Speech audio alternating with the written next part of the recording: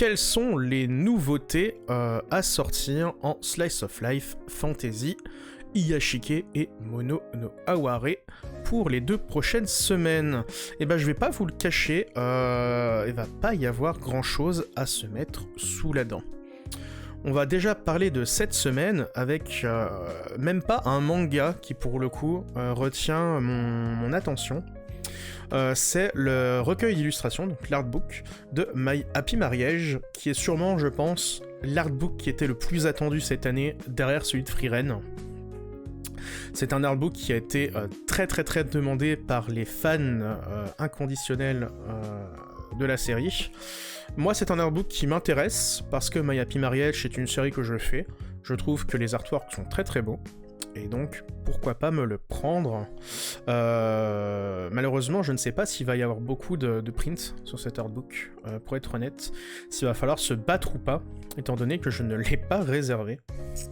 En tout cas, ça fait plaisir de voir que Kurokawa essaye de contenter les fans du titre et de proposer les artbooks qui suivent avec leur série.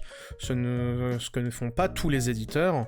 Typiquement, Pika, on attend toujours des artbooks pour l'Atelier des Sorciers. Typiquement, au hasard. Pas parce que j'attends, spécialement, non, pas du tout. Ou encore, Kion, on attend toujours une VF pour les derniers artbooks de Kaoru Mori. Je dis ça, je dis rien.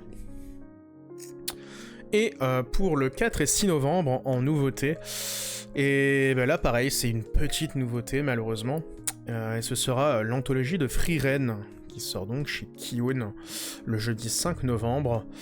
Je l'ai mis ici parce que ça parle de Frieren, qui est donc un des Slice of Life Fantasy que je fais, ou sur lequel j'ai beaucoup de retard, on va pas se le cacher. J'ai acheté l'artbook parce que j'ai un peu fait le fou dans le rayon, je l'ai vu, j'ai dit « Oh, il me le faut !» Alors que c'est un artbook qui est, je trouve, plutôt moyen en plus, dans le tiers des artbooks. On avait pu en parler il y a 2 semaines sur l'ancien live, que je t'invite à regarder également. Mais voilà, c'est ce qui va clôturer les seules nouveautés de ce début. J'ai mis novembre, mais c'est décembre, bien entendu, vous l'aurez compris, parce que je suis quelqu'un qui ne réfléchit pas quand il fait ses préparations de slides. On va enchaîner sur la partie achat, parce que pourquoi pas, cette partie annonce était si courte que l'on va pouvoir en parler. Mes achats. Alors j'ai pas beaucoup d'achats à vous présenter, pour être honnête. Mais on va déjà présenter un petit truc. Hop là. On va se mettre... Ouf! Vous voyez mon superbe clavier. La loutre a été raisonnable, exactement. La loutre a été très raisonnable. En fait, elle n'a pas été raisonnable, c'est juste qu'il n'y a rien qui est sorti ces 2 dernières semaines. Mais j'ai un truc à vous montrer, alors qui prend pas du tout de place. Il y a 2 semaines, j'ai été à Game in Reims, qui est une convention pop culture, qui est donc à Reims, félicitations. Et j'ai participé au quiz de Switch in Reims, qui est une ancienne association où j'allais, et qui organise très souvent des petits events et des concours, etc. sur les stands où ils vont, ou en interne pour la 100e de Game in Reims, de Switch in Reims à l'époque, qui s'appelait DS in Reims. Et comme à chaque fois que je participe à un de leurs quiz, j'ai peut-être gagné quelque chose. Alors, ça prend pas du tout de place.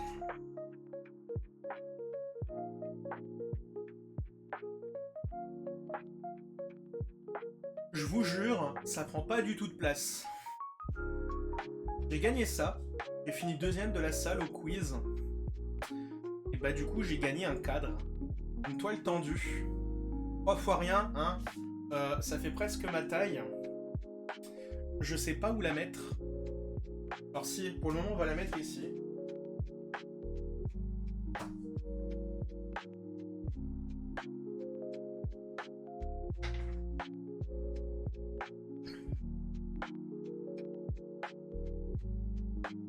qui est un cadre fait par une artiste. Alors je ne sais pas si c'est WinArt ou Artwins. Je mettrai le lien de l'Instagram de la créatrice sur la VOD. Ça prend beaucoup de place, hein, comme vous pouvez le voir. C'est vraiment très très grand. Le tapis Okusai Banger. Ouais, j'ai un tapis Okusai qui est vraiment très sympathique.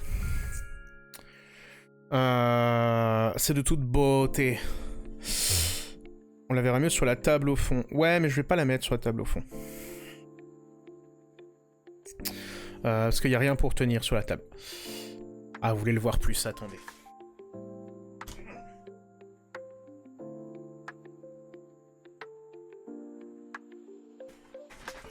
Comme ça devrait être mieux.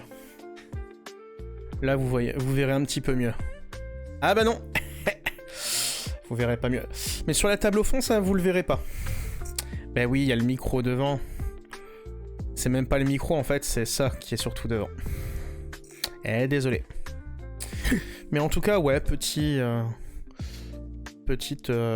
chose qui m'a du coup rien coûté. Mais que je suis très content d'avoir. Actuellement, il repose sur un mur de ma chambre, parce que j'ai 2 vis sur, sur un mur de ma chambre, que l'ancien propriétaire m'a gentiment laissé. Et du coup, bah, il est dans la chambre. Petite, ouais, petite. 1 mètre et quelques de souvenirs. Vraiment, ça prend de la place, mais la toile est vraiment très très belle. On va repasser sur la zénithale pour vous présenter le premier achat, qui est un achat qui est tout frais. Je suis allé le chercher avant le début du live, qui est le dernier tome de Killing Me, Killing You, qui est donc un spin-off de It's My Life. It's My Life, un des mangas maudits de chez Ototo, étant donné qu'on attend les 2 derniers tomes depuis au moins 2-3 ans. Et Killing Me, Killing You, donc ce spin-off qui raconte l'histoire de 2 personnages qui, suite à un météore qui s'écrase sur la planète, se voient dotés de l'immortalité. Et ils entament de ce fait un voyage pour trouver comment outrepasser cette immortalité et trouver un moyen de mourir. C'est donc le dernier tome, petite série en 5 tomes. Je trouve incroyable du coup que le spin-off se termine avant l'œuvre principale. Pour le coup, je suis un peu vraiment grognon sur ce fait. Je vais pas aller trop à la fin pour pas vous spoiler si vous vouliez acheter la série. Niveau trait, c'est standard plus, je dirais, mais moi c'est un trait qui me plaît. Vous avez vu une culotte, s'il vous plaît Twitch, ne me démonétisez pas, ne me bannez pas, ce n'est qu'une culotte. Et là elle est toute nue bien sûr. Série très sympathique de ce que j'en ai lu pour le moment. Et j'aime beaucoup cette histoire, ce voyage pour trouver un moyen de décéder, finalement. C'est pas une histoire qui est follement innovatrice, mais de ce que j'ai lu, en tout cas, des 2 premiers tomes, elle est plutôt bien menée. Et l'autrice de par It's My Life est une autrice que j'apprécie beaucoup. It's My Life étant un des premiers mangas que j'ai acheté en 2018 ou 19 de souvenirs. J'ai absolument pas suivi cette série, Ototo a bloqué pas mal de séries. Ouais, Ototo, alors ils ont pas bloqué, hein, je pense que c'est juste un problème de droit. Encore une fois, parce que c'est pas à leur avantage de laisser des séries pourrir comme ça dans leur catalogue. On n'a rien vu une loutre. Toi, je fais une série chez eux, c'est bloqué. Ouais, il y a My Teen Romantic Comedy qui est bloqué, il y a Mayball qui est bloqué. Là, Monster Musume, au moins, ça a repris et plutôt de manière fulgurante. Ça, c'est plutôt cool. Les Fails, ouais, ils ont du mal à reprendre aussi. Autre petit achat. Cette fois-ci chez Komiku. À chaque, on va retrouver dans la partie lecture, mais surtout review, parce que je vais vous faire une review de ce que j'ai lu dans ces achats. Il s'agit du tome 19 et 20 de The Ancient Magus Bride. Tome 19 qui conclut le deuxième arc, qu'on va voir en review juste après. Et le tome 20 qui entame un nouvel arc, que je n'ai pas encore lu, pour le coup. Le tome 19 de Ancient Magus Bride, je l'ai lu, mais pas le tome 20. Je pense que je vais un petit peu laisser couler la série pour peut-être pas lire l'arc en entier, parce que si je fais ça, je vais le lire que dans 10 ans. Mais laisser peut-être couler 2-3 tomes pour pas trop prendre de retard non plus. On voit Titania là qui était dans le premier arc. Mais donc, tome 20, donc, je n'ai pas plus à dire. Du coup, elle a fini par se marier avec l'ancien mage. Alors oui et non, techniquement, ça on le sait de la saison 1. Et donc le tome 19, donc je disais on va parler dans la partie review, parce que je vais vous parler de l'arc 2 de Ancient Magus Bride en entier. Qui finit donc cet arc sur un combat... bon, je vous dirai ce que j'en pense. Peut-être que j'ai aimé, peut-être que je n'ai pas aimé. Ce sera à découvrir sur la prochaine VOD. Et un dernier petit achat qui lui aussi sera fait en review. Il s'agit du dernier Renard Doré, Planetarium Ghost Travel, avec mon superbe accent anglais dégueulasse. Qui pour le coup, lui, je peux déjà vous le dire, c'est un gros coup de cœur. Ah, j'avais pas vu qu'il y avait un vernis sélectif, tiens. Lui, pour le coup, c'est vraiment un grand coup de cœur. C'est un... Ah, si je devrais le décrire, ce serait un escale à Yokohama dans l'espace, mais avec un personnage qui a une grosse part d'ombre autour de lui. Vraiment une super bonne série. Je vais pas vous spoiler la fin du live, attention. Mais pour moi, c'est à découvrir. Le style graphique est très enfantin finalement. Mais du coup marchera bien, on peut je pense le lire à n'importe quel âge. Certains diront que le style graphique dénote de ce qu'on fait maintenant, donc c'est forcément d'intérêt. Bon, à ces personnes-là je dis merde.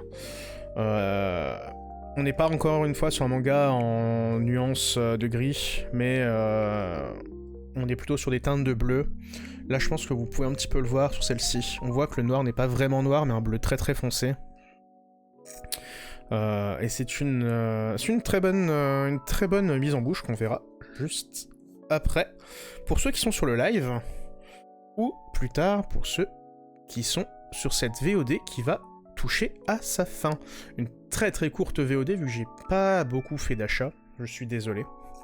Mais en tout cas, on se retrouve pour la prochaine VOD. N'oublie pas, si tu as aimé ce petit passage, de mettre le petit commentaire, le petit j'aime et de t'abonner pour ne rien louper. Je te dis des bisous et bonne soirée.